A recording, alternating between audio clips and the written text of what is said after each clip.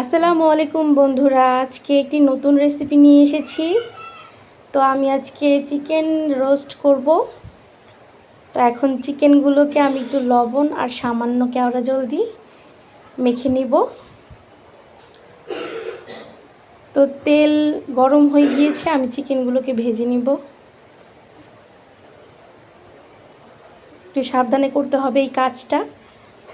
তো আমি একটু টক দইটাও বানিয়ে নেই, গুঁড়ো দুধের পাশাপাশি একটু লেবু দিয়ে। এইটাকে হোমমেড টক দই বলে। তো এইটাকে বানিয়ে নিলাম। তো পেঁয়াজের মধ্যে এখন পরিমাণ মতন তেল দিয়ে দিব, সাথে গরম মশলাগুলো দিয়ে দিব, এলাচ, তেজপাতা আর দারুচিনি। পেঁয়াজটা ভালো মতন ভাজা হয়ে গেলে এর মধ্যে আদা রসুন অ্যাড করব। তো আদা রসুনটা ভালো মতন ভেজে নিতে হবে যেন কাঁচা স্মেলটা না আসে। তো এমন লাল লাল হয়ে আসলে এখন আমি বাদাম বাটা, জায়ফল, জয়ত্রী বাটা আর টক দইটা দিয়ে দিব। তো এটাকে একটু মিক্স করে নেই। তো আমি এখন সামান্য লবণ দিব আর একটু ঝাল ঝাল করার জন্য একটু মরিচের গুঁড়ো দিচ্ছি। তো এটাকে ভালো মতন এখন মিক্স করে নিব। তো দেখতে পাচ্ছেন মশলাটা ভাজা হচ্ছে। মশলাটা একটু ভালো মতন ভেজে নেওয়া হলে এর মধ্যে সামান্য রাঁধুনির রোস্ট মশলা অ্যাড করব, দিয়ে এটাকে আবার ভালো মতন মিক্স করে নেব। একটু টমেটোর সস দিব, প্রাণ টমেটোর সসটা অ্যাড করছি।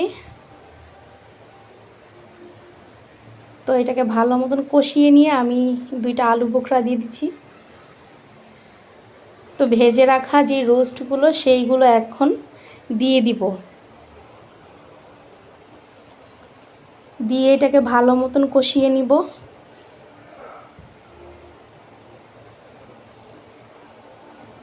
তো দেখতে পাচ্ছেন এটাকে আমি একটু ভালো মতন মিক্স করে নিচ্ছি।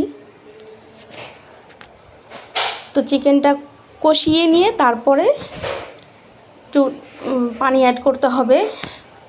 বেশি পানি দেওয়া লাগে না অবশ্য, ব্রয়লার মুরগিগুলো এমনিতেই একটু নরম হয়, এর জন্য অল্প পানি অ্যাড করলেই হয়ে যায়।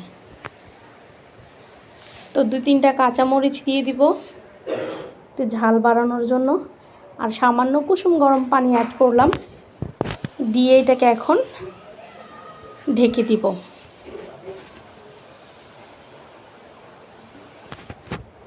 তো ঢেকে আমি কিছুক্ষণ রান্না করার পর দেখতে পাচ্ছেন পানিটা অনেকটা টেনে এসেছে। তো এটার পানিটা আমি আরেকটু টানিয়ে এটাকে আরেকটু ঘন করে নিব। তো সামান্য একটু কেওড়া জল দিব, যেহেতু চিকেনটা মাখানোর সময় একটু দিয়েছি, এর জন্য অল্প একটু দিতে হবে।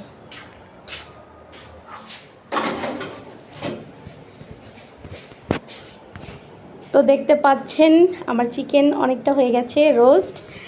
তো আমি এখন একটু টেস্ট করব, আপনারা অবশ্যই কমেন্ট বক্সে জানাবেন কেমন হয়েছে।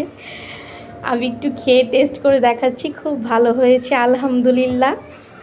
তো আপনারা সবাই ভালো থাকবেন, আমার জন্য অনেক দোয়া করবেন। আল্লাহ হাফেজ।